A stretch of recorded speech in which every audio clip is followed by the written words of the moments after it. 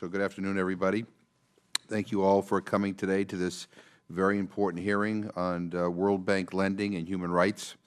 I would like to thank Katya and Kenna and Catherine on the Commission staff for their work in putting this event together today. I'm very glad to welcome all of our witnesses and thank you for your hard work on these important issues. Many of you traveled from very far to be able to share your expertise with us from Europe, Africa, Latin America, and I'm grateful for your efforts. I would also like to extend a very special welcome to my good friend and former colleague, Massachusetts, Barney, from Massachusetts, Barney Frank. I've always admired Barney's ability to confront the challenging issues facing our world and our nation, and we miss having his collegiality and his candid voice here in Congress. But I expect that he will be candid on this topic, so I'm looking forward to his testimony. The World Bank Group is of paramount importance for addressing some of the urgent priorities of the international community. It is a major source of funding for developing and struggling countries, and it has contributed to alleviating many crises around the world. Among many examples of World Bank's positive impact are million-dollar investments in post-war reconstruction in France and former Yugoslavia, a significant decrease in the incidence of AIDS in West Africa, the eradication of river blindness in Pakistan. I respect the goals the World Bank set out to achieve by 2030, and I quote, to end extreme poverty by decreasing the percentage of people living on less than $1.25 a day to no more than 3%, and to promote shared prosperity by fostering the income growth of the bottom 40% for every country. There is no doubt the World Bank is a vital source of financial and technical assistance to developing countries around the world. World Bank projects have an impact on millions of people, and they have the power to change people's lives for the better or for the worse. The recognition of this power is exactly why we are here today, to discuss how we can ensure that the Bank's projects are a force of good and that they indeed support the development of a country and not just its corrupt elite, and that overall economic growth does not come at the expense of human suffering and violations of human rights. In that context, the Bank's unprecedented comprehensive review of its environmental and social safeguard policies now is an important time for us to raise our voices for inclusion of explicit human rights safeguards into Bank policies. As we recognize the positive work that the World Bank does for economic development and the alleviation of poverty around the world, we must not overlook the instances when the Bank's projects were associated with violence and even death. These instances clearly illustrate why it is so important for the World Bank to adopt clear human rights safeguards. As one example, in 1981, the World Bank and the Inter-American Development Bank collaborated to provide approximately $400 million in loans for the construction of the Chicxoy Dam in Guatemala. In order to prepare the area for construction, land had to be flooded in order to build a reservoir. This meant that numerous communities, many of them indigenous, had to be removed from the site. Many of the villages refused to move, and this prompted government-sponsored armed forces to engage in 4 separate massacres, which ultimately resulted in the deaths of more than 400 women and children. Those who were not killed were subjected to sexual violence and torture for refusing to leave their homes. In spite of the brutality, the Bank continued to distribute funds well into the 1990s. We will hear other disturbing examples from our witnesses today. As early as 1998, the World Bank acknowledged that creating the conditions for attainment of human rights is a central and irreducible goal of development, and that the world now accepts that sustainable development is impossible without human rights. Very recently, the Bank's demonstrated sensitivity to human rights situation in one of its member countries as it put on a hold of a $90 million loan toward health care in Uganda after the government adopted a new law that criminalizes homosexuality and put in grave danger Uganda's LGBT population. The discrimination and violence against LGBT people in Uganda has already spilled into the health services, and I urge that the Bank take firm steps to ensure that its financial assistance to the health sector reaches all segments of the Ugandan population. I recognize that constructing sustainable relationships between development priorities and human rights can be a challenging endeavor for the World Bank, but it is a crucial endeavor to undertake. Human rights due diligence and assessments would ensure that each project is properly vetted and that possible violations of human rights are acknowledged beforehand and can be prevented. This not only protects the integrity of individuals, but also ensures the sustainability of a project, which means more people will benefit from World Bank's investment long term. On paper, the World Bank has often had some of the best policies on human rights, the environment, and indigenous peoples. But too often, in application, they were little more than one box that needed to be checked off in a list of tedious tasks every project manager has to complete before a project can be taken before the Board of Executive Directors for approval. No one within the bank was encouraged, rewarded, or promoted for stopping a project because of human rights concerns. So as we grapple with the right formula for this relationship and calculate the economic losses or benefits from instituting and enforcing human rights safeguards, I urge all of us to remember that development projects are created to serve people, all the people, not just government or wealthy elites or business or the business sector, not only the dominant majorities of a country, but also its vulnerable minorities, and never at the expense of human lives and dignity. I would like to end with a quote by the World Bank's current President, Jim Yong Kim, and I quote, "Eliminating discrimination is not only the right thing to do, it is also critical to ensure that we have sustained, balanced, and inclusive economic growth in all societies, whether in developed or developing nations, the North or the South, America or Africa," end quote. With that, let's turn to the testimonies of our witnesses today. And I would formally, if people have formal testimonies, they can submit them for the record. But it is my pleasure and my privilege to recognize my former colleague, who I admire very much, and I appreciate him being here. I'd like to welcome Congressman Barney Frank. Thank you, Mr. Chairman. I am glad to be reunited with you. Our joint efforts have ranged from literally paving streets in the city of Fall River that we both represented to this global forum, and you've been a great partner in every one. I also want to begin by acknowledging my congressional classmate, Tom Lantos. I was first elected in 1980 in a class that included Tom Lantos, and I had the benefit of his zeal for human rights forged in the terrible circumstances in which he lived and the dictatorship he escaped. So it is very fitting that our colleagues have continued to call this the Tom Lantos Commission. I am also very pleased that you have had this hearing.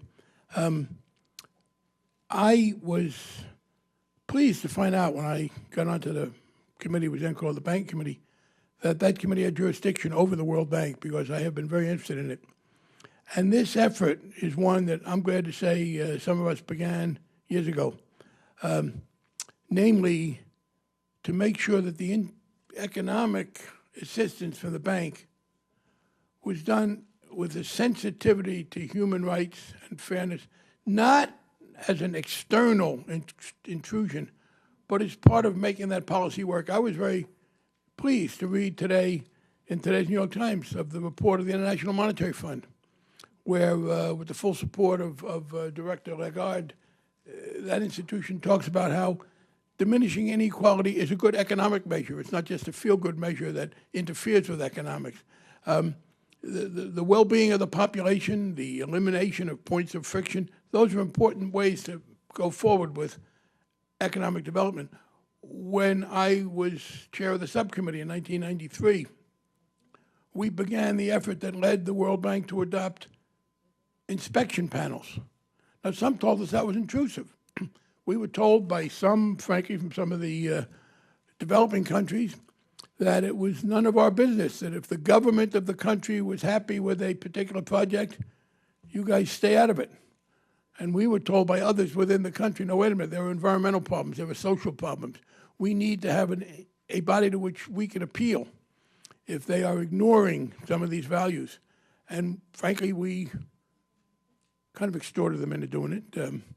The World Bank pointed out to me that we couldn't tell them what to do.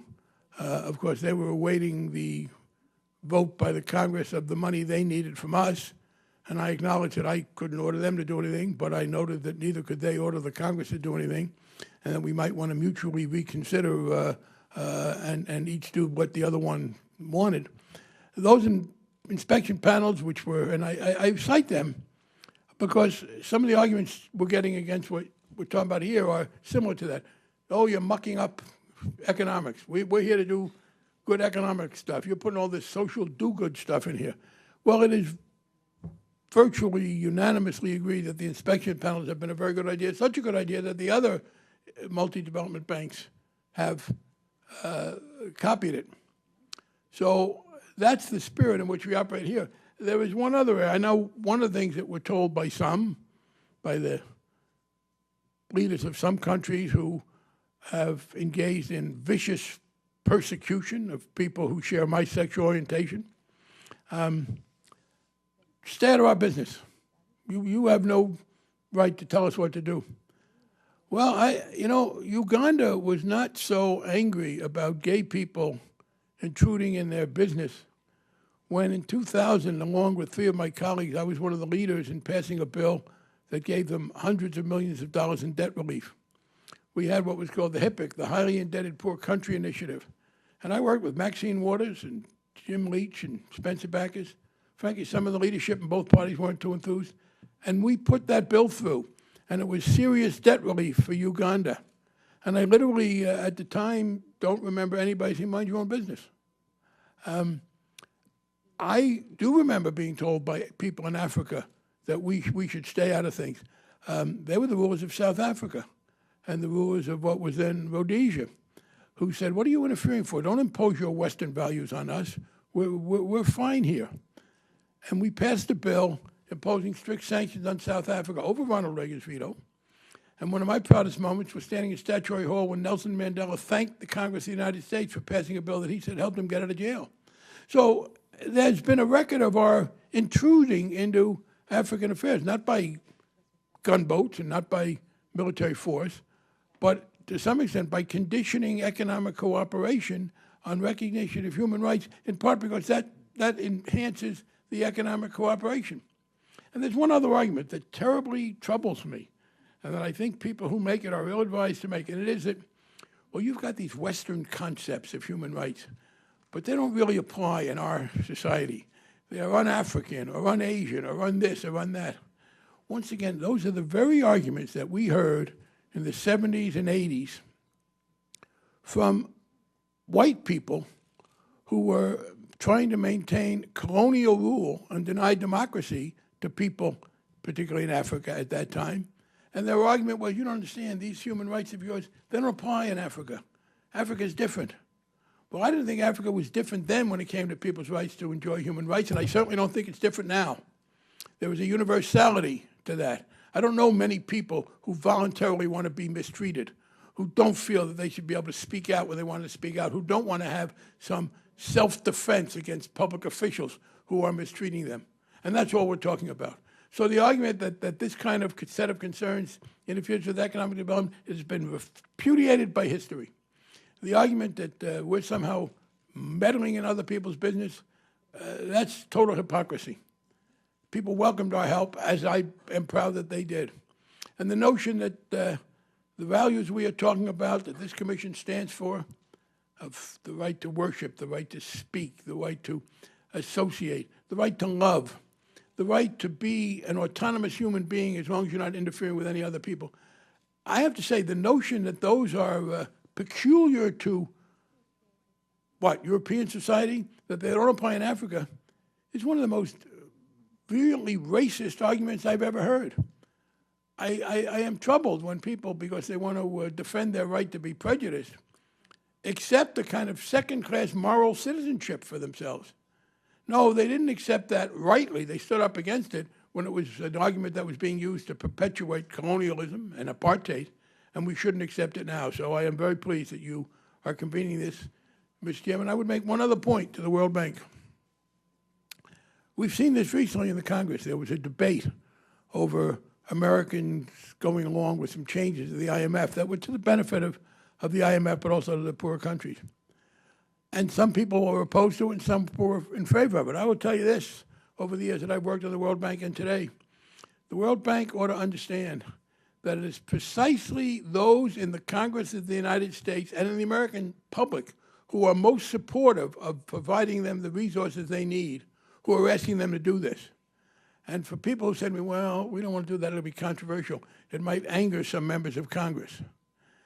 The answer is, I wish it weren't the case, but the answer is that I know any member of Congress who's going to resent the World Bank deciding to end blatant discrimination and recognize human rights wasn't voting for them anyway. They have nothing to lose. And as we all know, that's freedom, when you have nothing left to lose. They have the freedom to do the right thing. Thank you, Mr. Chairman. Well, thank you very much, and I appreciate your statement. And, you know, and again, as you mentioned at the beginning, you were on what used to be the Banking Committee that then became the Financial Services Committee, which you were chair. And one of the things that you did that I think a lot of human rights advocates around the world applaud is the fact that you worked hard to improve accountability and transparency, you know, in the U.S. financial system. And I think that's all a good thing. And one of the reasons why we're trying to, I think it's important to focus on, U.S. contributions to countries overseas as well as the World Bank's contributions, which we contribute a large amount of money to, is because I think it's ultimately it's in our national security interest. We all talk about national security in terms of how many weapons we have and how many troops we have and how many military bases we have. But ultimately, I mean, national security, I think, should be measured more in stability and in people's ability to live a good and decent life. And when you have countries that abuse human rights, it may happen sooner or it may happen later, but usually things turn around. And the people who end up standing up to the human rights abusers don't forget who helped them out. And so, if you could comment on kind of the issue of how are U.S. interests affected when World Bank loans with substantial U.S. financial contributions generate or sustain human rights abuses, and the banks and countries receiving loans neglect to remedy grievances of local communities or provide appropriate reparations? Well, I think about the costly interventions we have done, some of which you and I supported, like Afghanistan, some of which we opposed. But I can't think of a case where we were forced or felt it was desirable to intervene militarily with the cost of human lives and money, where the country in which we had to intervene was a democratic society that was recognizing people's human rights. When we talk about Libya, you talk about Syria, you talk about Iraq. It is not, I think, accidental that those are the kinds of societies which call for our intervention, which erupt in ways that threaten the rest of the world. Stable, more democratic societies, societies which try to do something to diminish excessive economic inequality. And I guess there's recent research, again, cited in today's New York Times, from some World Bank people about that. Those are less likely to erupt in the kind of situations that bring threats to us. And, one last thing I want to say, Mr. Chairman. I haven't run for office in a while, so I haven't had an opportunity to brag. You should run for office, you get to be very boastful. You're allowed, that's an exception. And but in this case, I do want to make one boast, and that is that I speak as one of the best friends the World Bank has had. When I started involvement there was a lot of criticism of it. There was a campaign called 50 Years is Enough, which was 1995. And I agreed with a lot of the criticisms, but I disagreed with some of my friends on the left and said, yeah, but we want to improve it. We don't want to abolish it. And I was very proud when I retired. I was asked to a meeting in which I was presented a letter signed by 2 of the last 3 World Bank presidents, thanking me for my work on behalf of the bank. It was signed by Jim Wolfenson, who came off from the Democratic side, and Robert Zoellick from the Republican side.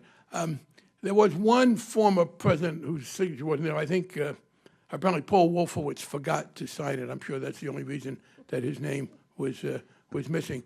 But I was very proud to have Mr. Wolfenson and Mr. Zoellick thank me. And I make this recommendation in the same sense. I make it because I believe in these rights, but also as a friend of the bank. It's the best thing they can do to preserve the support they need and to do their mission. Adopting new safeguards or expanding the scope of policies to include human rights-related provisions would also expand the inspection panel's jurisdiction into human rights issues. And in the omnibus appropriations bill that was passed in January, Congress showed its support for such an expansion. However, the inspection panel does not currently have the power to monitor the implementation of its recommendations. So I guess I'd be curious in your opinion whether the bank also needs to expand the mandate of the inspection panel in order to make the updates to its safeguards effective. Yes, I think, look, I can understand why they were tentative at first. These were new things, and they weren't sure how that would work. I was recently again invited to the bank to celebrate the anniversary of the establishment of the inspection panels. There was virtually unanimous opinion. They've worked very well, and I think they help the bank rather than not. I would say this: if I were a bank executive making decisions, and there was some uncertainty, there always is, I would welcome the fact that there was an inspection panel. I would feel assured that I could make a big decision when I wasn't entirely sure of the consequences if I knew that there was a competent, objective panel that was going to report to me on how that worked. And I think the inspection panel should be seen as a kind of almost force multiplier for the bank's activities. And yeah, by now I don't think anybody should have any hesitation about increasing their powers. Yeah, I mean, you know, and we've had this discussion on U.S. trade agreements as well over the years. Is that sometimes when you get involved in these financial transactions and projects with different countries, we get so kind of obsessed with with kind of what the elites or what the business community has to say that we forget about what regular people have to say. We have trade agreements in which human rights are sidebar, where they don't matter. And similarly, in the past, we've had issues with the World Bank where it seems like human rights haven't mattered. But my view is anything we can do to kind of, my view is that standing up for human rights is not only the right thing to do from kind of a human rights perspective. It's a smart political and business decision as well. Yeah, let me quote from today's New York Times from Eduardo Porter's article about the IMF. And it says, based on what Madame Lagarde is doing and other research, it says that it suggests the emergence of perhaps a new consensus. Economic policy cannot be only about promoting low inflation and robust growth. Healthy, stable economies also depend on a reasonably equitable distribution of the rewards. And that reasonably equitable distribution is not simply monetary, but it's in terms of the rights people have, in terms of their ability to function autonomously. So yeah, I think we can reject this notion that respect for human rights is bad for economic development. As I mentioned in the opening statement, and you mentioned too, Uganda recently adopted a new law that institutionalizes discrimination against LGBT people. And in response, the World Bank put a hold on $90 million loan to that country's health sector. I'm not quite sure what the status of that loan is, but I'd be curious to get your. Well, I appreciate it. I had a chance. I called Dr. Kim about it, and I think he's responded very well. The problem is, and this is why we need to do this, it's not good when things are done ad hoc, and some of the countries can complain, well, I wasn't warned about this. That's why it's important to have a framework in place. So any country contemplating anything that brutal in the future will be on notice. That doesn't mean there's no right to do it with Uganda, but this is a very good reason why it should be done, to have this framework in place. And I think, look, we are talking about a health proposal that the bank is now about to make to Uganda, a health grant. Obviously, AIDS has been a big problem in Africa. By the way, there was a tremendous response on the part of the United States to combat AIDS in Africa. And it was led politically by the people that the Ugandans are persecuting, gay men and lesbians.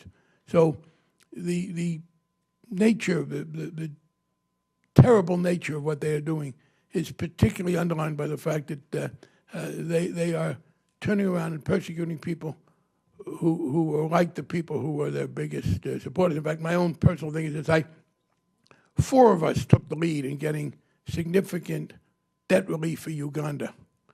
Well, that means 25% of it came from a gay man. So I would tell the Ugandans, if we're so beneath your wanting to associate with us, send back my 25% of that money. If I'm not worthy of being treated like a human being, then send the money back. No, and I think I just end with one other observation, and I'll yield to my colleague from Rhode Island, Mr. Cicilline. You know, I think it's important to adopt clear-cut, safeguards and benchmarks that apply uniformly.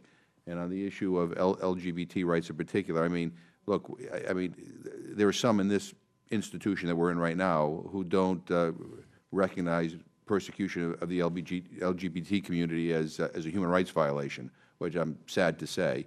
But the reality is, I think for the World Bank and for the United States government and the World Bank, we need to be clear, that does constitute human rights, and that we will, that there's a consequence to that.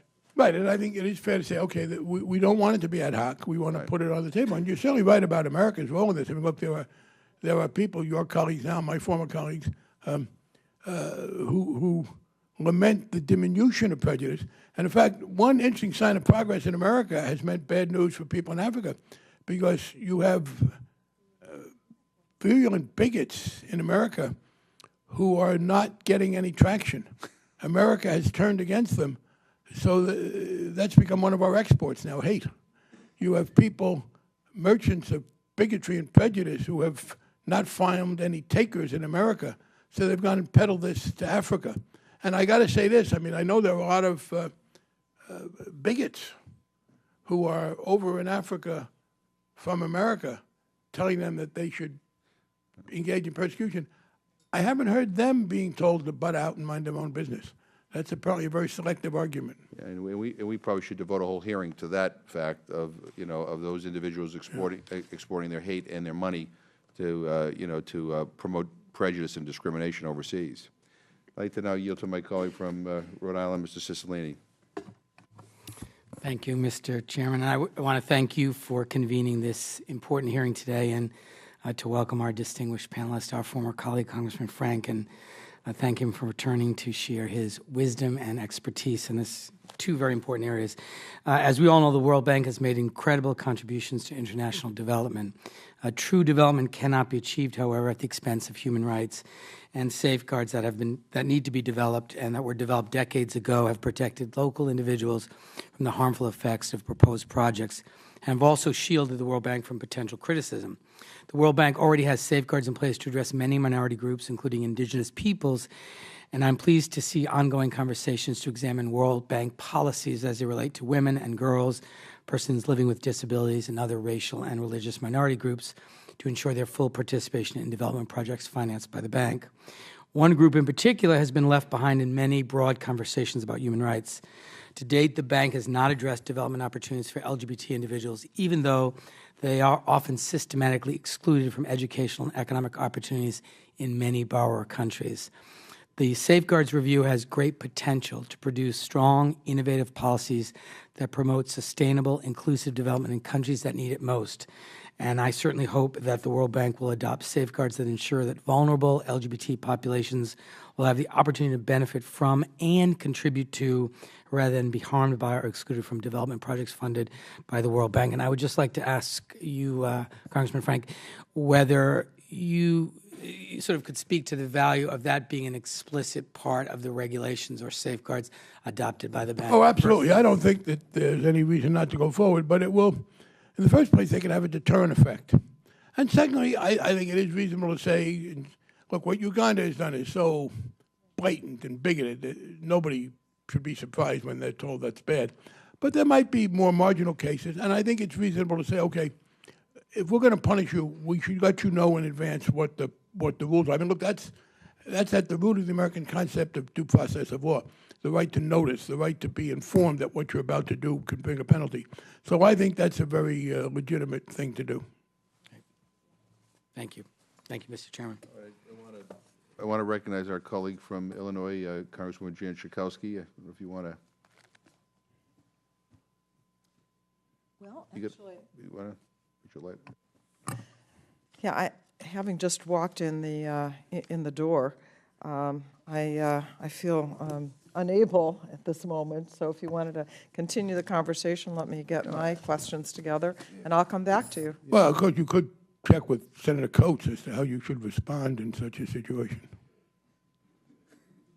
Oh, excuse me? You didn't, Senator Coates walked into the wrong hearing and asked questions for about I mean, you're in the right hearing, so Yeah. you got more right than he does. I Never do. make that mistake. Well, okay, so I will talk. So, the president of the World Bank, Jim Kim, who is I've known for a long time as one of the founders of Partners in Health, actually spoke to a group of us and talked about how we could how the possibility of actually ending poverty in by 2030. And what was impressive about it was that he had actually had some benchmarks and actual numbers that that it was actually possible, and wondered what your view is. Is this totally pie in the sky? Or is there No, something- I don't think so. It does require, I think, one thing, and we can lead the way, and that would be a substantial worldwide reduction in the amount of resources that go to excessive military expenditures. It's certainly the case in America. And I'm not asking people to be defenseless, but there's a competitive nature to it, and I'm not just talking about nuclear disarmament. I think we ought to be reducing military armaments worldwide. And America should take the lead in that, but the town drunk can't be the one that tells everybody to sober up. So we got to start with ourselves and cut that back. And I mean this seriously, that I think it is doable, but I think a big part of that would be this. It is not that governments aren't spending enough; they're spending it badly. The total amount the American government spends could be very much better used, and I think the biggest thing is this excessive military expenditures that people have. It would include, and it's a better rationale. It's an additional rationale for urging countries that are not now possessing nuclear weapons to avoid them. It's very expensive, all that nuclear stuff, and so I think it is doable, but it's going to take some tough decisions, and I think America could lead the way by a substantial reduction in our military expenditures.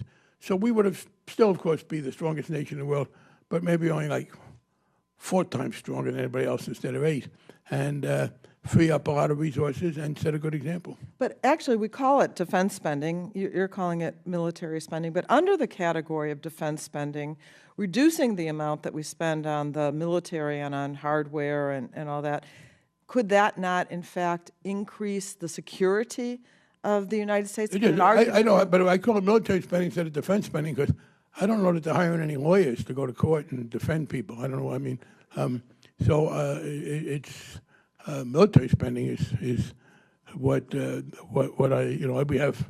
I'm for defending ourselves against floods and things. I think it could. Yeah, certainly. There's a major effort to try and prevent to persuade a couple countries not to acquire nuclear weapons. That could be very helpful, and in promoting stability. And I think to the extent that there is a competitive arms situation, you can make it more secure. But that's not my major motivation. I want to be clear. We set a very bad example by way overspending militarily, and I think that is a single. Look, there are hard choices to be made, but I don't think cutting back excessive military spending is a hard choice. I think that could be an easy one. And certainly throughout your time here, you've made that case, I think, very strongly. And unfortunately, as of yet, No, but I think there is a bipartisan consensus possible. The conventional thinking is to keep doing it. But I think people in both parties who are not tied to conventional thinking work on it. I must tell you, the last successful amendment I co-sponsored as a member of the U.S. House of Representatives was one to reduce the amount that the Appropriations Committee was recommending for the Pentagon. And it passed. It wasn't as big as I thought, but it passed, and it was bipartisan. It was the Mulvaney-Frank Amendment, because Representative Mulvaney and some others on the more conservative side of the Republican Party I disagree obviously with some of their approach, but their willingness to rethink certain kind of conventional, uncontested arguments has some promise here. And isn't it also true, though, that the Pentagon itself at times has suggested, or at least not as increases as big as Congress might have wanted? Right. Well, actually, yeah, sometimes they want more in total, but there are specific weapon systems and things that they don't want to do. But it's interesting, too. Look, the Pentagon is often mischaracterized as being too belligerent. I mean, Colin Powell argued with Madeleine Albright because he didn't want to do military interventions that she did. And I read this week, very plausibly, that there's a dispute between my great friend and former colleague John Kerry, representing the State Department, and the military, the chairman of the Joint Chiefs, General Dempsey, and Chuck Hagel, that they are much less willing to get involved militarily in Syria. And I think they're right about that. But look, the American people have become skeptical of some of these interventions, and I'm glad they have been. But if you're skeptical of the interventions, follow up by not spending all the money that you would need if you were going to make them. Thank you. Well, I appreciate you being here. I just kind of by way of conclusion, I mean, part of the reason why this commission exists is because the issue of human rights very rarely gets talked about in a lot of the committees that one would think you would talk about human rights. And as I said before, whether, and it's not, we're not here just singling out the World Bank. I mean, we've also kind of singled out our own government that when you do trade agreements, human rights has to be part of the equation. When you do, strategic exchanges, whether it's military or what have you, human rights has to be part of the equation. When we talk about investing in terms of economic development, human rights needs to be part of the equation. And too often, that issue doesn't have a place at the table. And while we try to push our own government, we want to make sure we push institutions like the World Bank to actually appreciate the fact that it's not only the right thing to do, but it's in their long-term interest. If their goal is to end poverty, if their goal is to meet these benchmarks, you can't write off the human rights aspect. You can't displace, hundreds of people or turn a blind eye when there's a massacre or a human rights defender gets jailed for engaging in peaceful opposition. And so, kind of the wonderful thing about this commission is we get to talk about these things in a way that they don't get talked about necessarily always in the Foreign Affairs Committee, or in the Financial Services Committee or what have you. And when you were there, I mean, you raised a lot of human rights issues, and that was kind of a new phenomenon on that committee. But human rights ought to matter, and I think it's also in our national security interest as well. I'll end with this. I mean, I helped pass a international school feeding program called the George McGovern Bob Dole International Food for Education Program. And a few years back, I visited a McGovern Dole school feeding program in a little village of displaced people in Colombia. And this young mother came up to me and the ambassador and said, "I want you to do me a favor, thank the people of the United States for supporting this program." And she introduced us to her 11-year-old son. And she said, "In this slum that we live in, every day one of the armed actors comes through here. One day it's the FARC guerrillas, the next day it's the paramilitaries, and they asked me, this 11-year-old, the mother of this 11-year-old boy, to give up my son, to let him join one of the armed groups, and in exchange we will feed him every day. And now I don't have to make that choice, and my son will learn how to read, and maybe get out of this slum, and I'm very, very grateful." And I told the ambassador at the time to cable that back up to the State Department. She did. The program got cut the following year. But I just got this radical idea that when you do things like respect human rights as part of your economic development, agenda, people actually like you. And when people like you, they don't want to blow you up. They don't want to hurt you. I mean, so it is part of our national security. In some of the areas of the world that I have visited where there's the biggest resentment toward us and toward others is where we have military bases. And you have people that are hungry all around those military bases. So, this is not just about the World Bank; it's also about us. But I do think the World Bank can step it up a little bit. They're moving in the right direction, and I very much appreciate you being here today. Thank you all. Thank you. Thank you. We're going to call our next panel. I have one last thing I should have said. You know, this is nice for me. I haven't been around for a while. But I want to just express my enormous admiration for the people who come from the countries where the persecution exists, from those who are the victims of it, who've stood up to it. You know, it makes, I think, all of us want to do all the more because they face challenges and have to step up in ways that we don't. So I did want to acknowledge that. Thank you. Thank you. I'd like to now call Arvind Ganesham, who is the Director for Business and Human Rights at Human Rights Watch, Nadezhda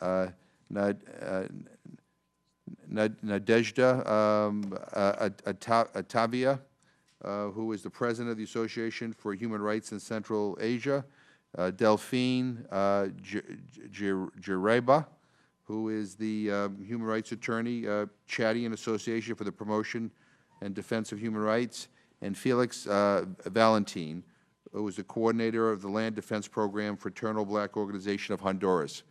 We are grateful to all of you for being here. And Arvind, we will begin with you. Mr. Chairman and members of the committee, thank you for giving us the opportunity to speak today about the World Bank and the Safeguards Review. The United States has long promoted human rights, and Congress has been behind key reforms at the World Bank that promote accountability and sustainable development. That includes the creation of the World Bank's Inspection Panel, the first independent accountability mechanism at an international development institution. Congress was also a leader in promoting environmental reforms at the World Bank, and now has an opportunity to promote key human rights reforms there. As the largest shareholder on the board and one that provides almost $1.6 billion annually to the bank, Congress is strongly placed to ensure that the bank respects human rights in its lending. The World Bank's safeguard policies are supposed to prevent harm to communities and the environment in bank lending, but they do not adequately protect human rights. For example, the World Bank will not lend to projects that might violate a country's international environmental commitments, but it can ignore a country's international human rights commitments. The lack of clear rules on human rights means that bank staff have unfettered discretion to decide whether human rights matter, whether they need to do anything about them, and whether they will even tell senior management or the board members if there are problems. This has led to World Bank financing services in places like Vietnam's drug detention centers, without acknowledging or bringing to the board's attention that people, including children, are being arbitrarily detained in these centers, used for forced labor, and punished for not working. Sometimes these punishments amount to torture. President Kim's recent public statements on the impact of discrimination on development and his assurance that people should not face discrimination in bank-financed health programs in Uganda because of a draconian law against LGBT people is a positive step. But now President Kim and the bank need to implement the reforms necessary within the World Bank to ensure respect for human rights for all of its programs. The World Bank's review of the safeguards is an opportunity for the bank to do that, to undertake human rights due diligence in order to ensure that it doesn't contribute to violations around the world. In Ethiopia, the World Bank has provided a $2 billion project for education, health, sanitation, rural roads, and agricultural services. These are all positive aims, but the government forcibly relocated some of the 1.5 million indigenous and other marginalized people affected by the program from Gambela and other regions to new villages where they're supposed to receive those services. State security forces there repeatedly threatened, assaulted, and arbitrarily arrested villagers who didn't want to move. Human Rights Watch ourselves documented at least 7 cases of people who were beaten to death by the military in the Gambela region. Human Rights Watch also learned of many other allegations of such deaths during our 2011 research, focusing on the first year of this program. This is an untenable situation generally, and especially when U.S. taxpayer funds support the institution financing these programs. If the World Bank had mandatory human rights rules requiring basic due diligence, it could have done things differently in Ethiopia.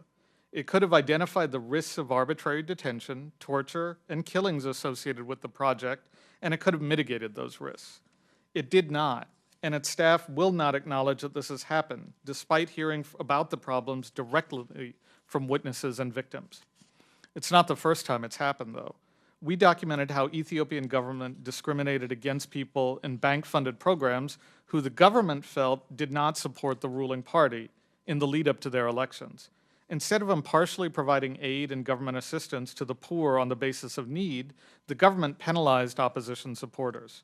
Now imagine if the U.S. government decided one day that only Democrats or only Republicans could receive social services or access to government programs. That might be a problem here, but that is exactly what has happened in Ethiopia.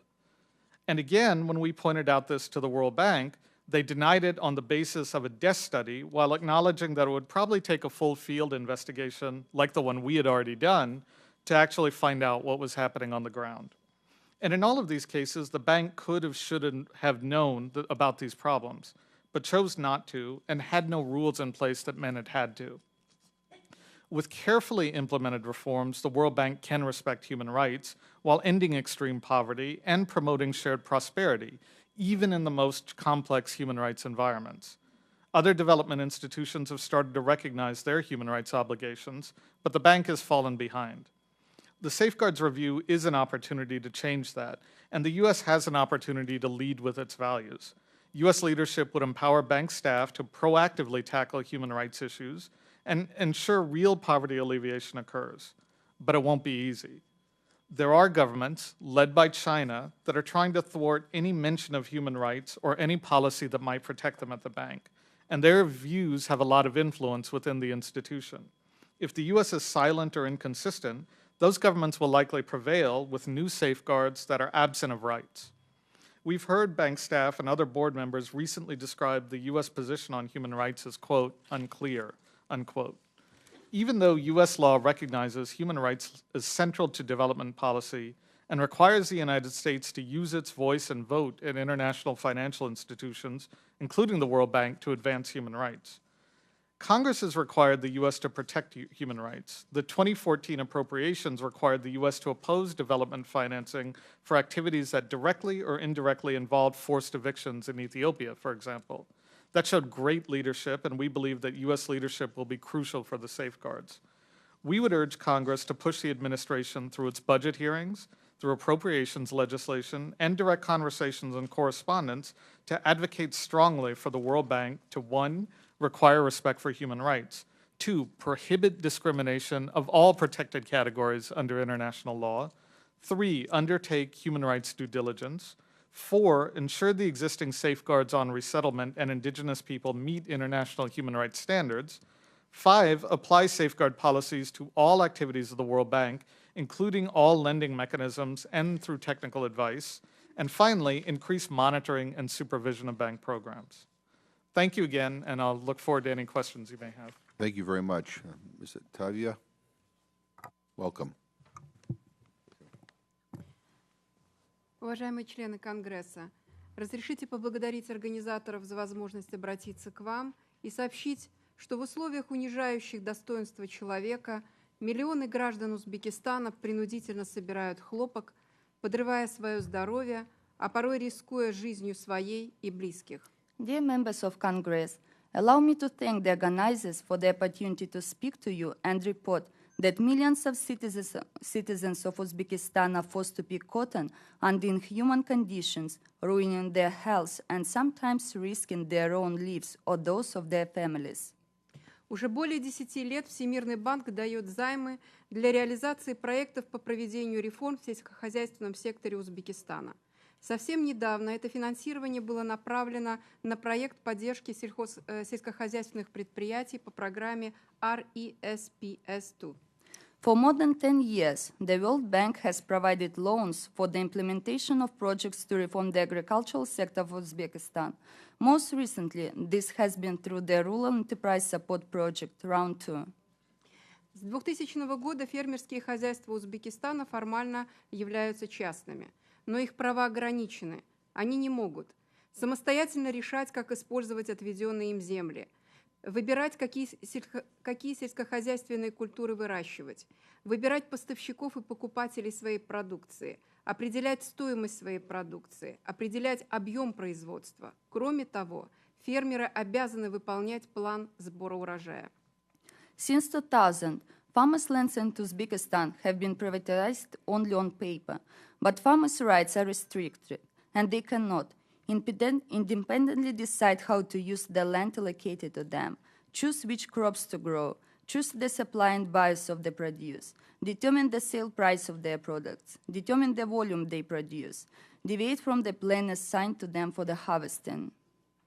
Ежегодно правительство спускает местным органам власти обязательную для исполнения квоту на производство хлопка и зерна. За невыполнение плана местные руководители администрации рискуют своими должностями. Фермеры подвергаются экономическим и административным санкциям и даже уголовным наказаниям.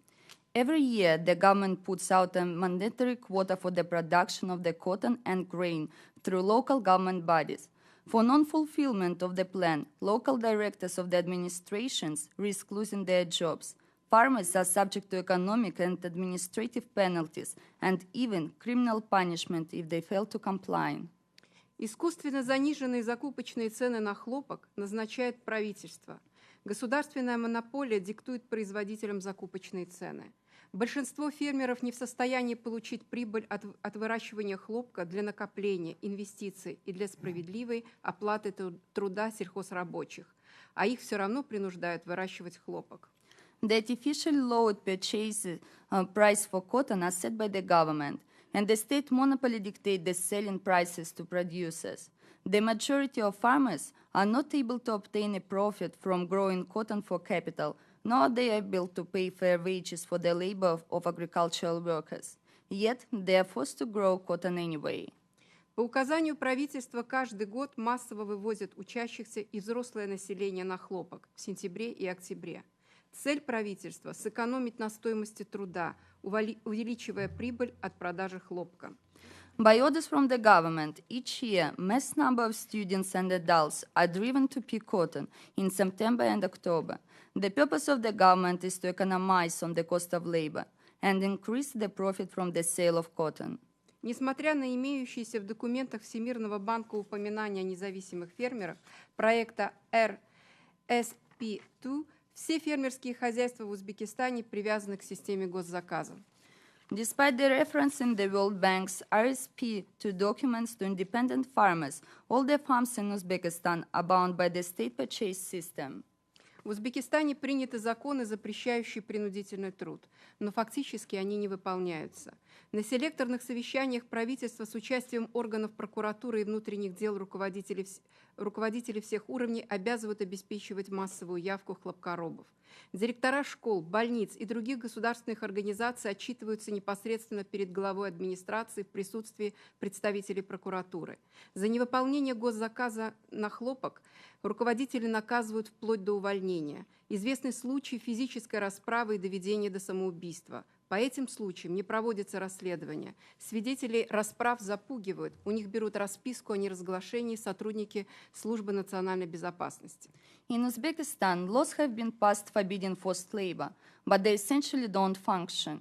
In government telephone conferences, with the participation of the prosecutor's office and the Interior Ministry, directors at all levels are obliged to ensure the mass appearance of cotton workers in the fields.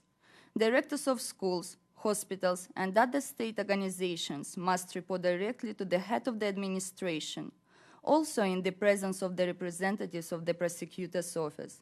For failure to fulfill the state order for cotton, the directors are punished, including by dismissal. Cases of physical reprisal and even punishment leading to death are known. These cases are not investigated. The witnesses of these abuses are intimidated, and they are forced to sign non-disclosure statements by agents of the Ministry of State Security. А представители налоговых органов вымогают средства у предпринимателей, и эти затраты нигде в отчетности не отражаются. В 2013 году по заданию правительства банки выдали наличными сумму в национальной валюте, эквивалентную $300 миллионам США на оплату труда хлопкоробов. Из этой же суммы у хлопкоробов вычли за питание и транспорт, и многие из них еще остались должниками перед государством. Такая практика распространена по всей стране, включая районы, на которые идут ресурсы Всемирного банка. Meanwhile, representatives of the tax agencies are given the task to extract additional funds from business people. Part of their profits go to paying for food for the cotton workers. And these expenses are nowhere reflected in the accounts. In 2013, by orders from the government, the banks issued cash in the national currency equivalent to 300 million United States dollars to pay for the labor of the cotton workers. From this same amount, fees for food and transportation are subtracted from the wages of the cotton workers, and many of them end up in debt. Such a practice is widespread to this day, including in regions to which the resources of the World Bank are directed. Всемирный банк не должен выдавать займы для проектов, где используется детский труд и принудительный труд. Но в Узбекистане проекты, подобные RSP2, финансируются, потому что Всемирный банк опирается на выводы консультантов, нанятых правительством Узбекистана. Они, в свою очередь, больше ориентированы на сотрудничество со страной, которая получает финансирование Всемирного банка. Все это создает условия для необъективных оценок и, следовательно, как в случае этой программы, приводит к ложному заключению о том, что детский труд в Узбекистане не используется. В 2013 году руководство Всемирного банка письменно признало, что оценка анализа детского и принудительного труда в хлопковом секторе не была достаточно надежной. Но несмотря на ограниченный успех в работе руководства банка с правительством Узбекистана, для улучшения этой оценки запуск проекта был одобрен. Это демонстрирует явный отказ Всемирного банка от приверженности собственной политике безопасности. The World Bank must not fund projects where child labor and forced labor are used. But in Uzbekistan, projects like RSP2 are funded because the World Bank relies on assessments done by the consultants hired by the government of Uzbekistan. The consultants, in turn, are oriented more toward cooperation with the country that received the funding of the World Bank. All of this creates conditions of non-objective evaluations and consequently leads to assessments like the one in RSP2 that falsely conclude that there is no exploitation of child labor in Uzbekistan. In 2013, the World Bank management acknowledged in writing that management agrees that the assessment was not sufficiently robust in its analysis of child and forced labor in the cotton sector. Yet, despite limited success in management's efforts to work with the government of Uzbekistan to improve this assessment, the project was allowed to go forward. This demonstrates a clear failure in the bank's adherence to its own safeguard policies. В Узбекистане жестоко преследуют активистов гражданского общества. За последние 8 лет преследованиям подверглось около 300 человек.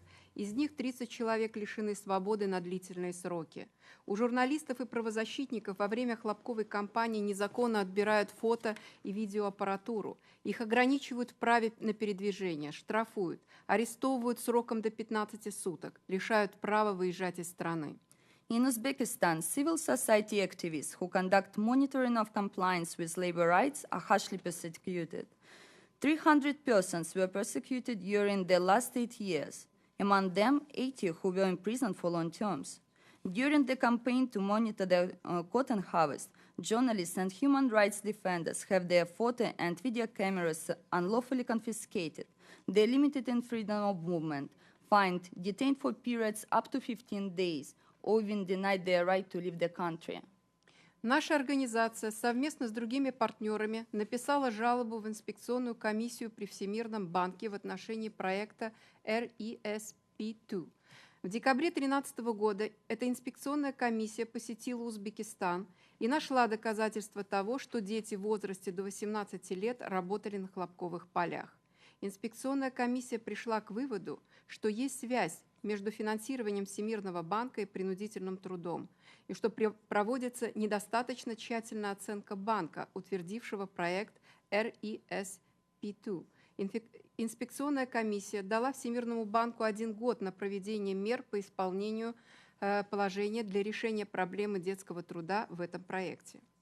Because of the World Bank failure to address concerns about its funds contributing to the use of forced labor in Uzbekistan, my organization, along with 2 others, submitted a complaint to the inspection panel, the World Bank's independent accountability mechanism regarding the RESP2 project.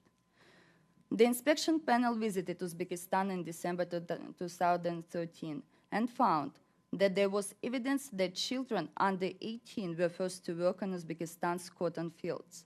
The panel found that there was a plausible link between this forced labor and World Bank funds, and that there may have been improper due diligence conducted at the time the bank approved RSP2. The panel provided bank management a year to undertake remedial action to address the issue of child labor in this project. Уважаемые члены Конгресса, в заключение я хотела бы обратиться к Конгрессу, чтобы были предприняты следующие шаги. Первое. Dear members of Congress, in conclusion, forced labor of children and adults in Uzbekistan is a crime. The government of Uzbekistan... Первое. Необходимо... The government of Uzbekistan orchestrates the forced labor system. We are therefore concerned about investments by the World Bank, other international institutions, and the United States government with the Uzbek government. I would like to ask that Congress take the following steps. Где вы остановились? Необходимо убедиться, чтобы администрация США использовала свое право голосовать и свой голос, чтобы предотвратить инвестирование Всемирным банком любого проекта, где есть риск нарушения трудовых прав. Очень важно, чтобы банк провел честную и независимую оценку риска нарушения трудовых прав, связанных с его проектами, и постоянно вел мониторинг. First, ensure that the United States administration use its voice and vote to prevent the World Bank from investing in any project where there is a risk of contributing to labor abuses. This requires that the bank conduct honest, independent assessments that look at the risk of abuses of labor rights associated with all projects and ongoing monitoring. Второе. Необходимо убедиться в том, что правительство США способствует тому, чтобы Всемирный банк в своей работе помогал развитию народа Узбекистана и избегал инвестирования в систему принудительного труда в нашей стране. Secondly, ensure that the United States government promotes an approach at the World Bank that emphasizes development for the people of Uzbekistan and avoids investing in Uzbekistan's forced labor system. Третье. Опираясь на рекомендации инспекционной комиссии, правительство США должно поощрять Всемирный банк работать с Международной организацией труда, чтобы немедленно положить конец практике принудительного труда в Узбекистане. Миссия МОД, направленная в Узбекистан для проведения мониторинга в 2013 году, была ограничена из-за препятствий со стороны узбекского правительства.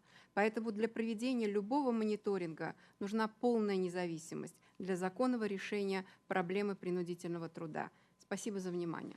And finally, following up on the inspection panel's recommendations, the United States should encourage the World Bank to work with the International Labour Organization, bring an end to the forced labor system as a matter of urgency. Thank you for your attention. Thank you very much, Ms. Jaraibe. I turn this over to you. And I should tell you all that in addition to the people in this audience, that this hearing is being streamed live over the internet, the last count we have is 18,570 people are tuned in. So there's obviously a lot of interest in what is being said here today. So, thank you, Chairman. Good afternoon, honorable members of Congress, ladies and gentlemen. I thank you very much for the opportunity to be here and to talk about the World Bank Group lending and human rights. I am a human rights lawyer from the Central Africa country of Chad, and I have witnessed first-hand the serious human rights violation which occur in the context of the World Bank financed Chad-Cameroon project.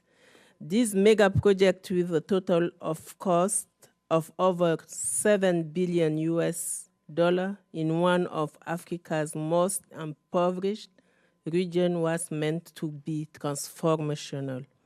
Yet, even a World Bank internal evaluation for the project found that it had not contributed to poverty reduction, but that it had worsened the governance of Chad, which means more and more corruption, more and more human rights violations in the country. People in the oil-producing region have been left without land for their livelihood. They have no more access to fresh water and no freedom of movement because the area is now like under military occupation. And people like myself who speak out about human rights are in constant danger. There is no respect for civil and political rights in my country. Journalists and members of parliament are frequently arrested and kept in jail without due process.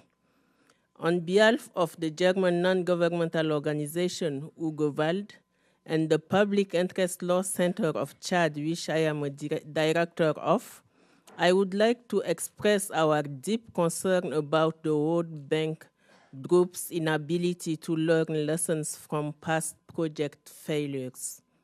We have analyzed the key element of the World Bank new corporate strategy.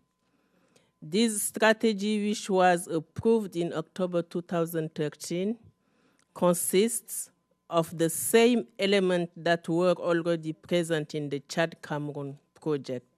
For example, already in the Chad-Cameroon project, IFC, IBRD, and IDA worked together. Already here, the World Bank acted as a catalyst for massive private sector investment, and the project was portrayed as a model public-private partnership. The new World Bank strategy wants the World Bank to take on higher risk projects. The risk of the Chad-Cameroon project were extremely high, but all of the risks was put on the poor and defenseless population, while massive oil revenues have flown to the oil consortium and the ruling elites and military. There was no risk to the World Bank since its loan and credit have been repaid in full via an offshore account based in London. We hope that the US Congress will put pressure on the World Bank Group to learn from the fiasco of the Chad-Cameroon project and not keep repeating again the same mistakes that lead to serious human rights violation and environmental degradation in Chad. Thank you, and may God bless you all. Thank you very much. And finally, Mr. Valentin, welcome. Buenas tardes. Good afternoon. Yo pertenezco al pueblo garífuna de Honduras. Nosotros llegamos a Honduras, hace 217 años. I'm a member of the Garifuna community in Honduras. We arrived in Honduras 217 years ago. Después de sufrir el genocidio y la expulsión de nuestra gente en San Vicente, hemos llegado a Honduras y nos hemos establecido ahí. So we established ourselves in Honduras after being expelled from the island of St. Vincent, where we were victims of a genocide there. Hoy enfrentamos una serie de leyes por el gobierno de Honduras y promovidos por el Banco Mundial que nos ponen en peligro de desaparecer como pueblo con cultura propia afroindígena. Today we are facing a series of laws passed by the government of Honduras and promoted by the World Bank, which threaten our very disappearance as a people with our own culture. Las comunidades garífunas de Honduras estamos poblados en toda la costa atlántica, en toda la costa norte en Honduras. Cubrimos 4 departamentos y tenemos títulos comunitarios que datan desde los años de 821. The Garifuna communities live along the Honduran Caribbean coast and the northern coast, and in 4 different departments. We hold land titles that date back to colonial times, some of them back as far as 1821. Estos títulos son jurídicamente vinculantes en la ley hondureña y además Honduras está obligado por convenios internacionales vinculantes como el convenio 169 de la OIT a respetar los derechos de las tierras de los pueblos indígenas y negros. These titles are legal and binding under Honduran law, and Honduras is obligated by international treaties, including ILO Convention 169, to respect the land rights of indigenous and Afro-descendant peoples. El gobierno de Honduras ha permitido la invasión masiva del territorio garífuna durante muchas décadas. The Honduran government has allowed the invasion of Garifuna land for many decades. Pero este acaparamiento creció en los años 90 después que el Banco Mundial promovió la Ley de Modernización Agrícola. But this predatory behavior grew in the 1990s after the World Bank promoted the Agricultural Modernization Law. Junto con las leyes de municipalidades, estas leyes facilitaron el despojo masivo de territorio ancestral garífuna, en muchas ocasiones facilitado por medio de actos y amenazas y violencia. Along with the Municipalities Act, these laws facilitated large-scale illegal land grabbing of Garifuna ancestral territory, often through the use of violence and threat of violence.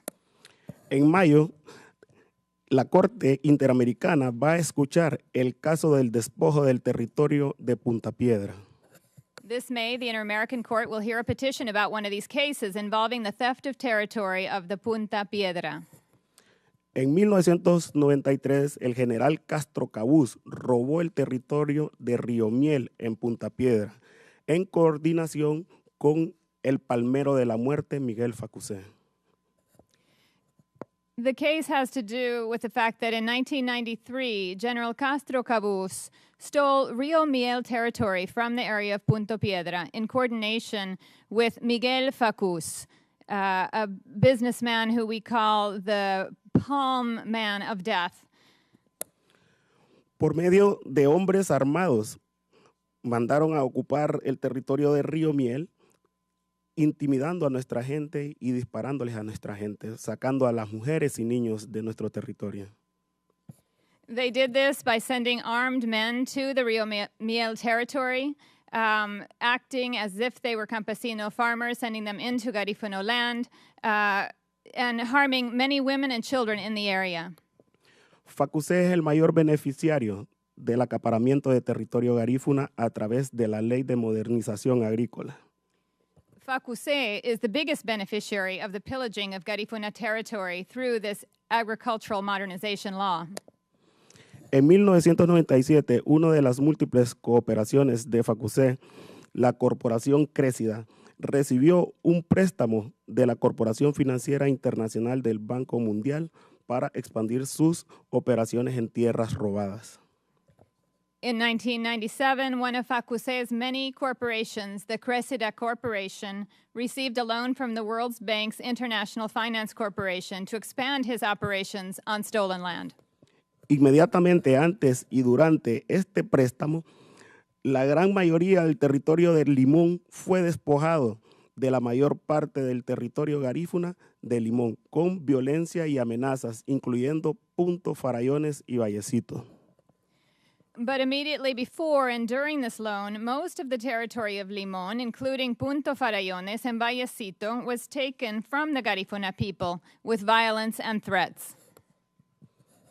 También en los 90, la ley de municipalidades fue ilegalmente usada por los políticos y empresarios para apropiarse de las expansiones grandes del territorio de la comunidad garífuna de Triunfo de la Cruz.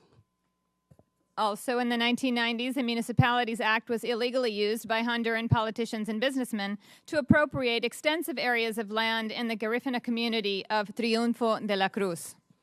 El líder comunitario y defensor de los derechos territoriales de Triunfo de la Cruz, Alfredo López, fue encarcelado por defender los derechos de la comunidad durante 9 años sin juicio, hasta que la Corte Interamericana de Derechos Humanos ordenó al Estado de Honduras liberarlo.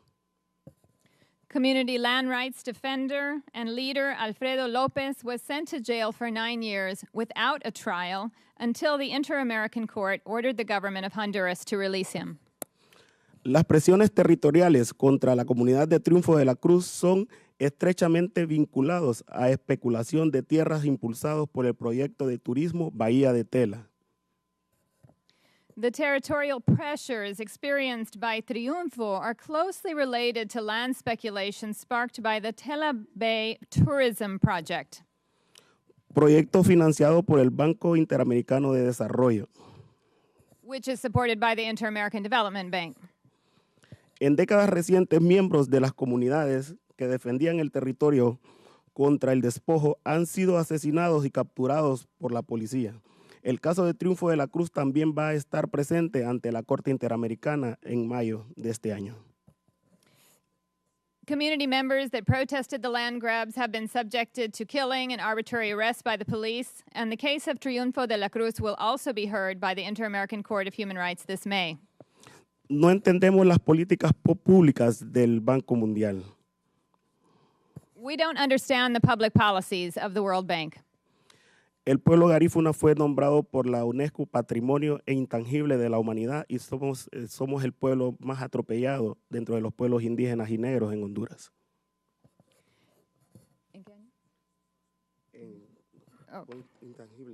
Yeah.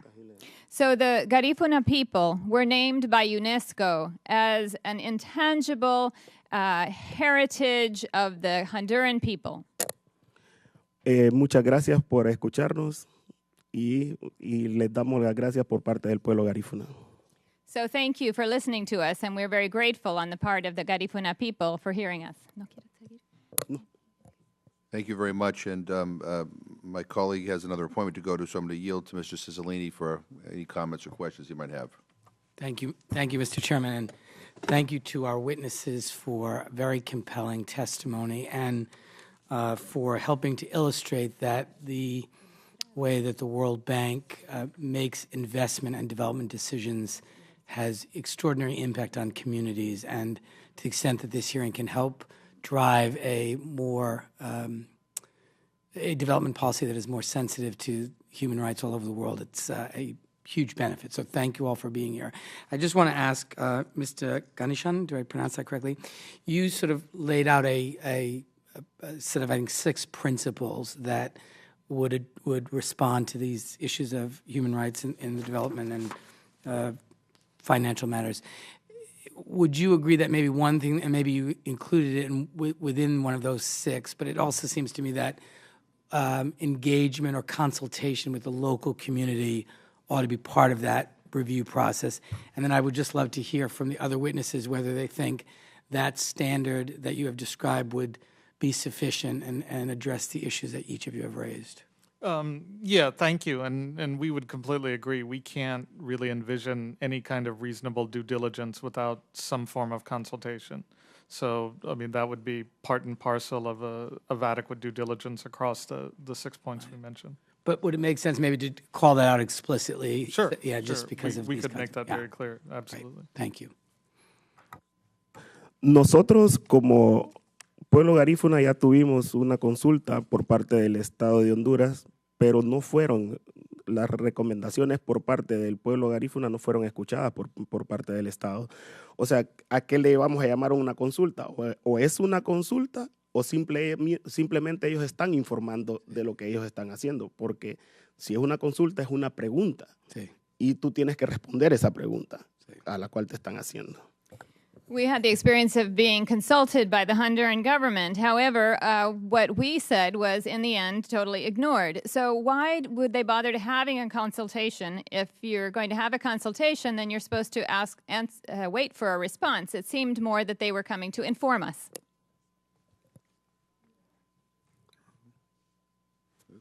Thank you, Mr. Chairman. And I really appreciate. Oh, I'm sorry. No. I appreciate the courtesy. Well, thank you, and thanks for being here. And I want to also begin by thanking all the witnesses for being here.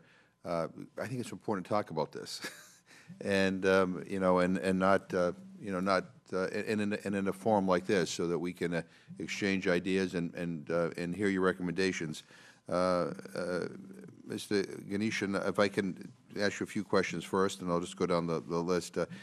The FY14 Consolidated Appropriations Law signed by President Obama in January states that no U.S. payments should be made to any international financial institution absent certification by the Treasury that the IFI has independent outside evaluations of its projects consistent with social and environmental safeguards.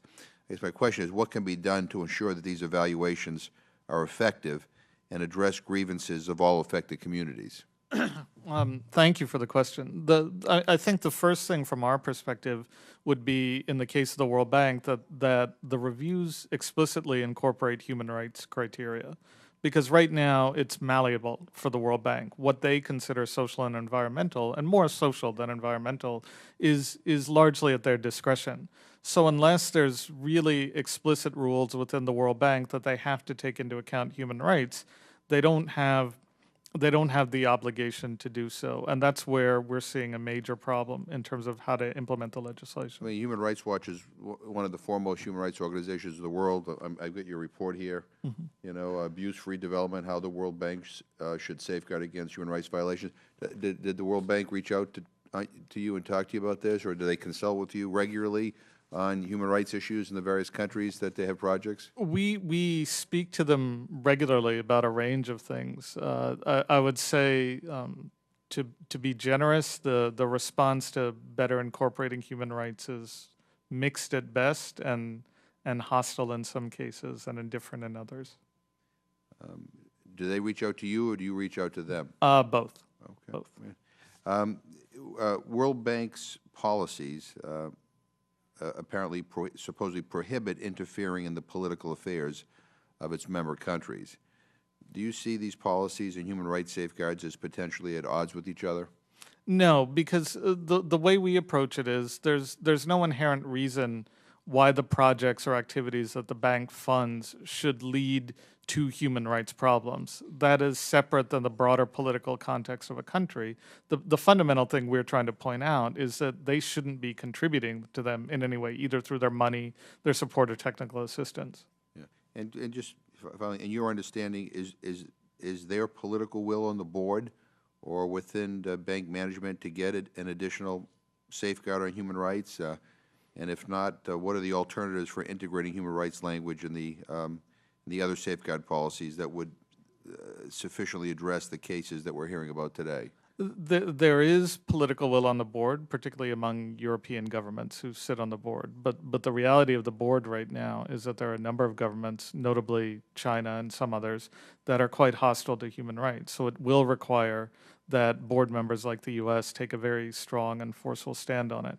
Among the staff, there are elements that are sympathetic to it, but we would probably see that the staff in general needs to be far more motivated to incorporate human rights than it currently is. And you made some recommendations in your opening testimony of ways we might think of helping to motivate people, so I appreciate that. Right, thank you. Very much.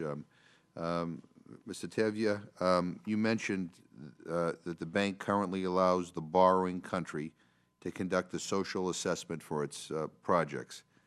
Would you recommend changing this to become the bank's responsibility?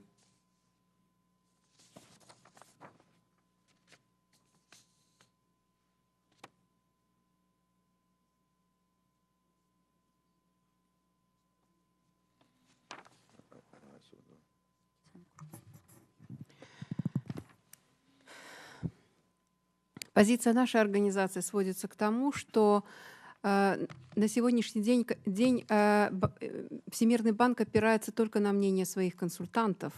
И консультанты сопровождаются везде по стране только исключительно в сопровождении представителей власти.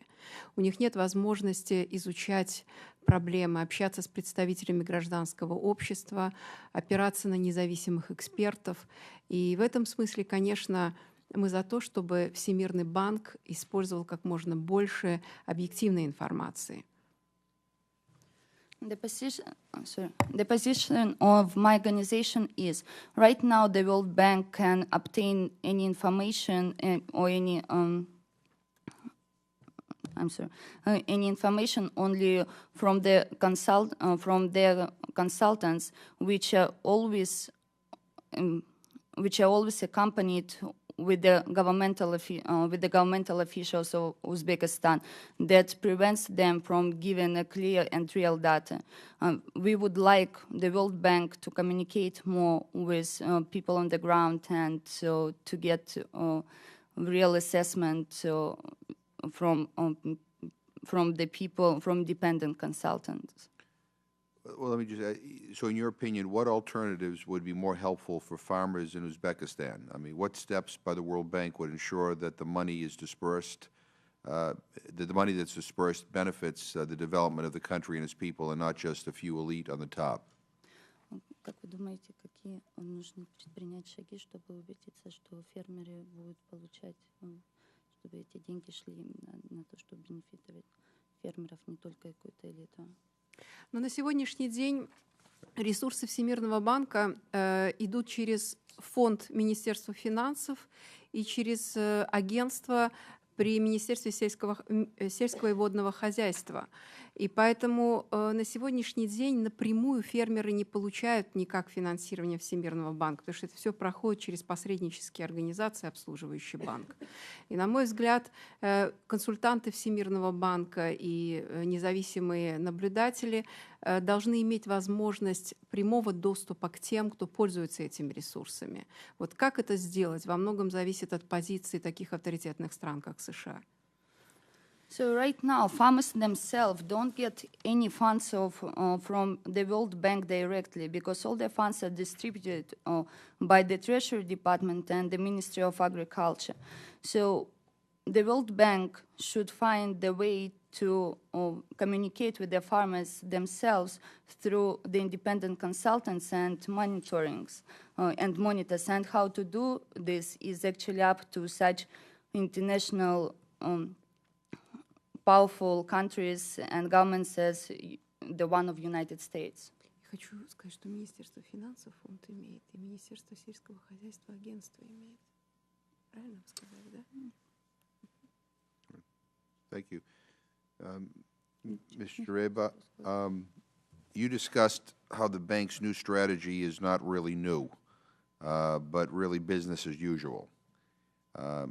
Can you tell us how the bank might incorporate better policies and practices on human rights into its new corporate strategy as distinct from any efforts it makes through the Safeguards Review?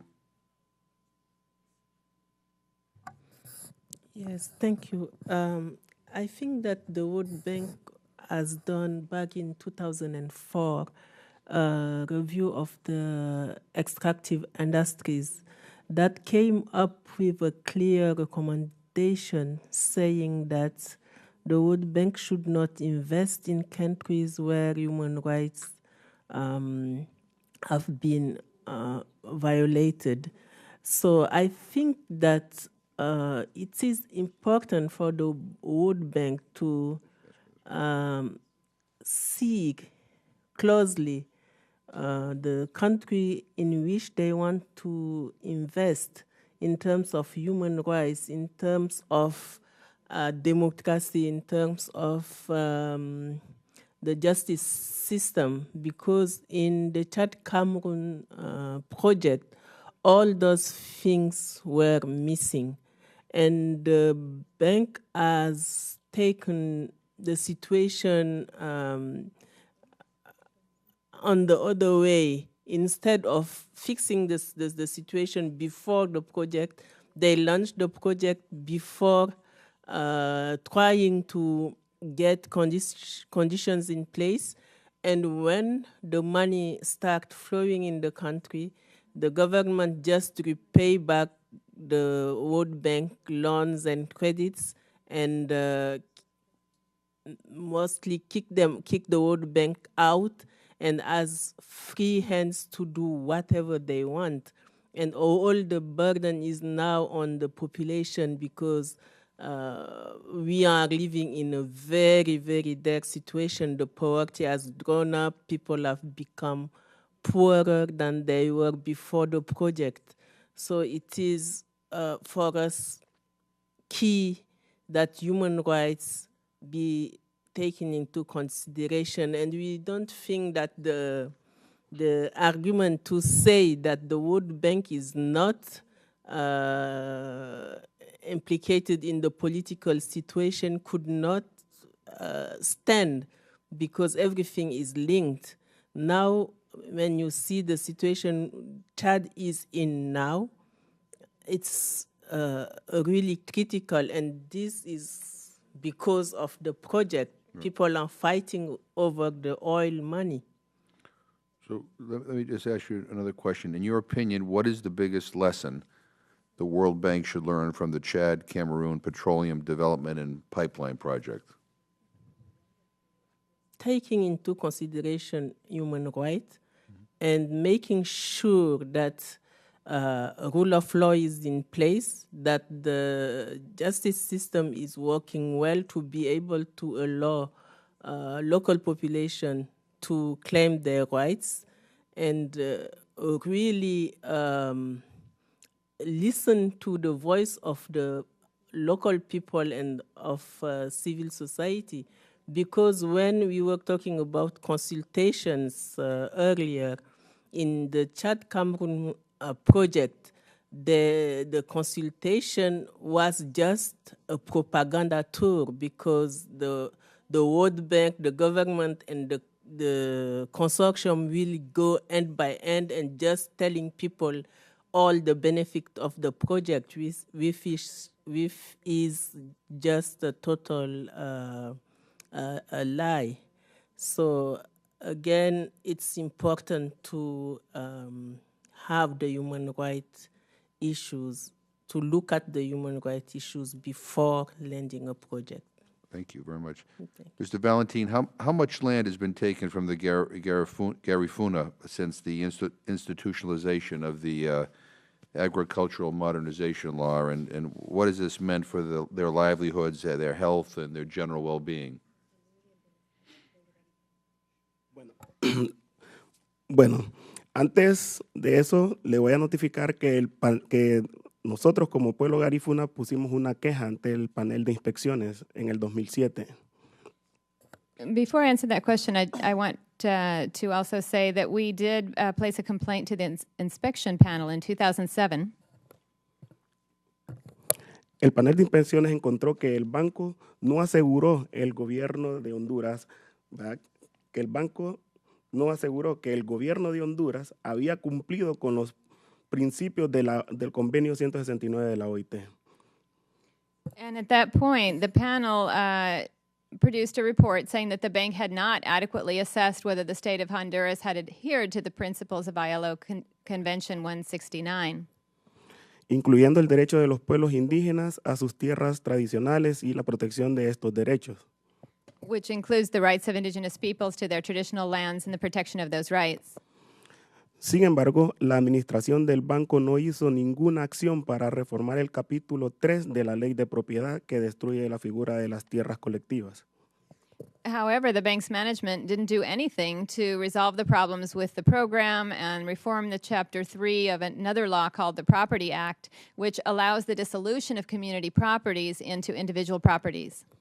Solo en Vallecito eran 937 hectáreas de tierra. In Vallecito alone, it was 937 hectares of land. En Punta Piedra estamos hablando de 35 a 50 hectáreas de tierra. In Punta Piedra, we're talking about 35 to 50 hectares of land. En Triunfo de la Cruz estamos hablando de unas 100 hectáreas de tierra. In Triunfo de la Cruz, it's about 100 hectares. Y tenemos la comunidad de San Juan, que tenemos una petición en la Comisión Interamericana también por Rosenthal Oliva, que es otro acaparador, por la cantidad de casi 1,000 hectáreas de tierra. And in the community of San Juan, and we have a case about this, another petition before the Inter-American Commission that involves a business person by the name of Rosenta Oliva, who has also been involved in a lot of these land grabs. In that case, there's about 1,000 hectares of land involved. En el 2009, el Banco Mundial le otorga otro préstamo a la corporación Dinan, que es de FACUSE. I also wanted to say that in 2009, the World Bank gave another loan to a corporation called the Dinante Corporation, which is also owned by FUCASE, who is the man we mentioned. FACUSE was the man we mentioned earlier.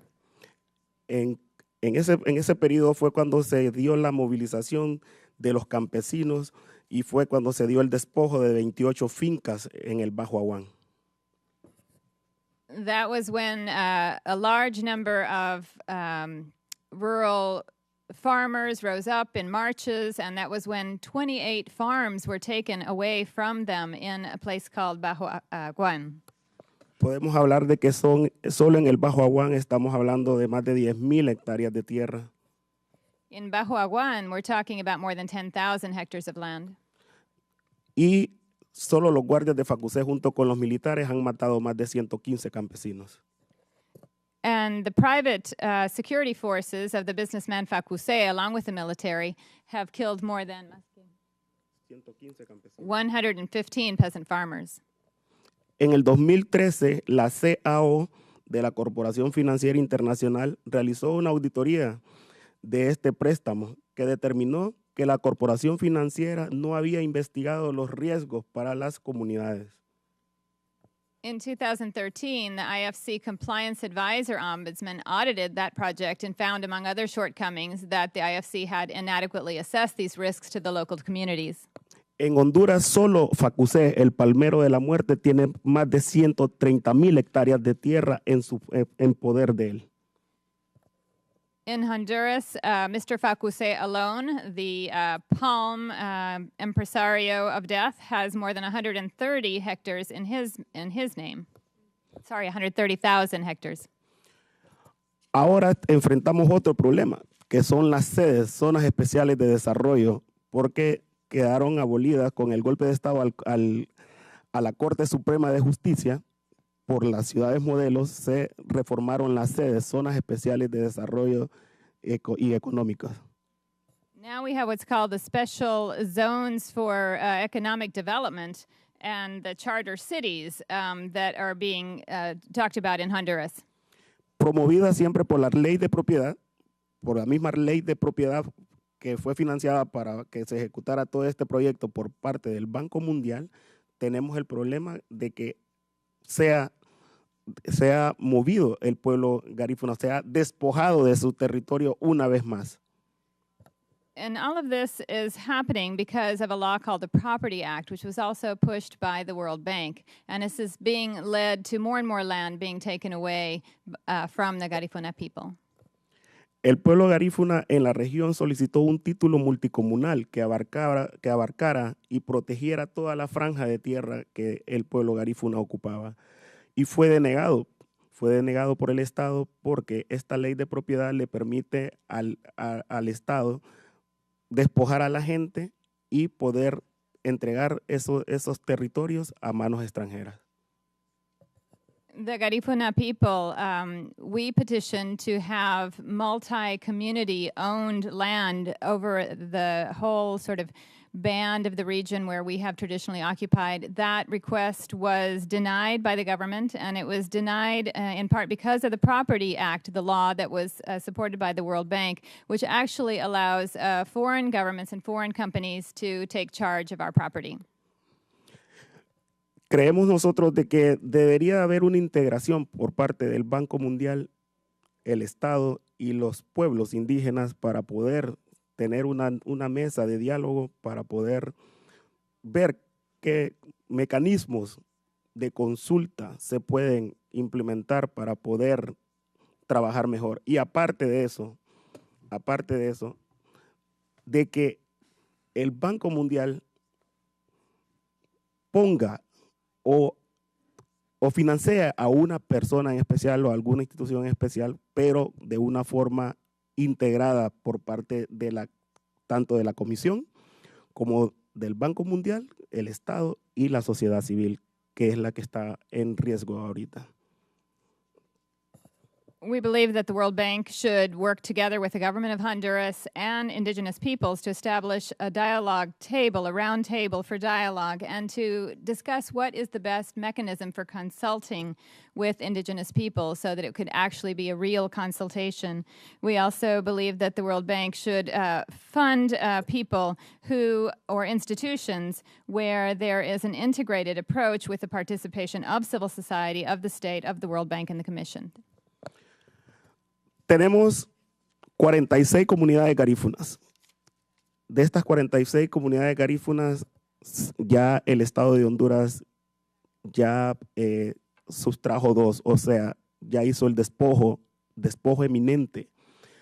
con expropiación forzosa a nuestra gente para retirarse del territorio. Se perdió una comunidad que se llama Río Negro, la comunidad en Trujillo, Colón, donde está el rey del porno, Jorgensen. El rey del porno, Jorgensen. Él tiene un proyecto de Banana Coast, se llama el proyecto, y despojó a más de 1,200 garífunas con expropiación forzosa por medio de la misma municipalidad y por medio de la inversión extranjera.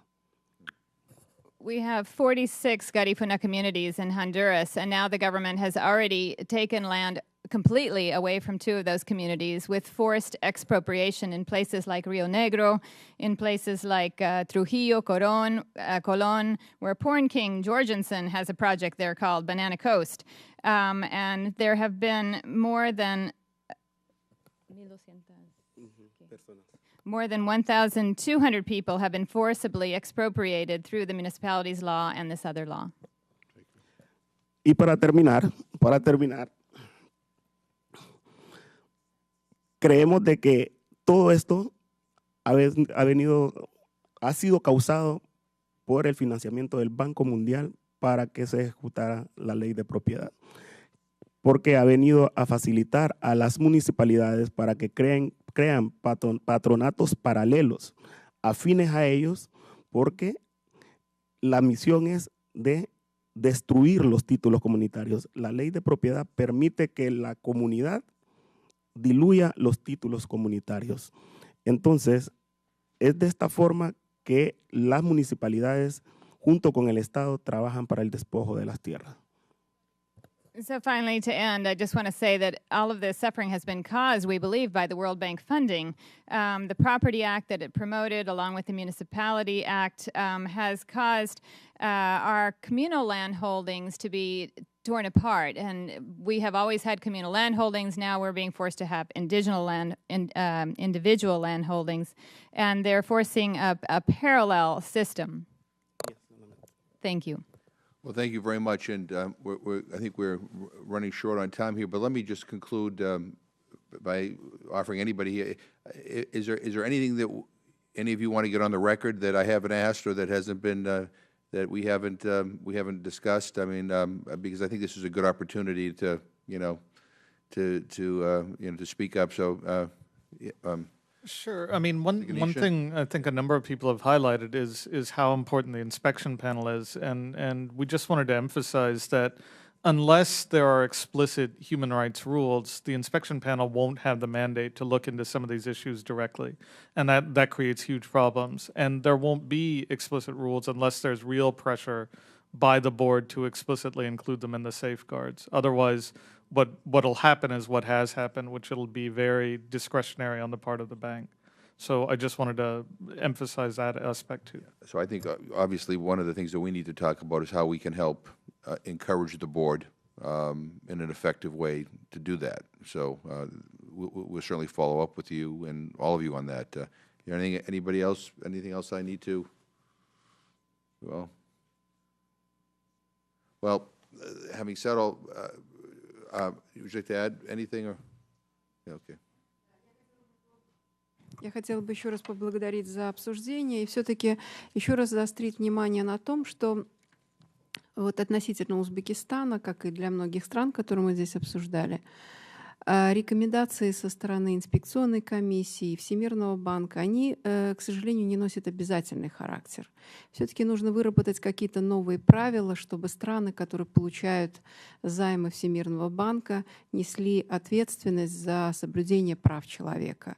И эти новые правила, они просто, в общем, сейчас крайне необходимы. Thank you for the attention, and I just want to highlight again that the recommendations of the inspection panel right now are not mandatory for the countries where the World Bank's funds are implemented, and that leads us again that there should be new safeguards developed and that will protect human rights like in all these countries. I just want to add that the safeguards must be mandatory and not left on to the countries. Okay. Yeah. Good. That's a good point. Mr. Valentin, anything else? Well, let me thank you all for being here. You were clear and explicit. I think we heard you loud and clear, and I have a sneaky suspicion that the World Bank heard you loud and clear too, because I'm sure that they were watching what you said here today with great interest, as they should. And we want to, and there have been some constructive steps that they have taken. We want more constructive steps, and so human rights has to matter. It needs to matter not only in the way the United States government does its business, but also with international institutions and institutions like the World Bank. So I appreciate very much your testimony and your activism, and we will stay in touch. So this hearing has come to an end. Thank you.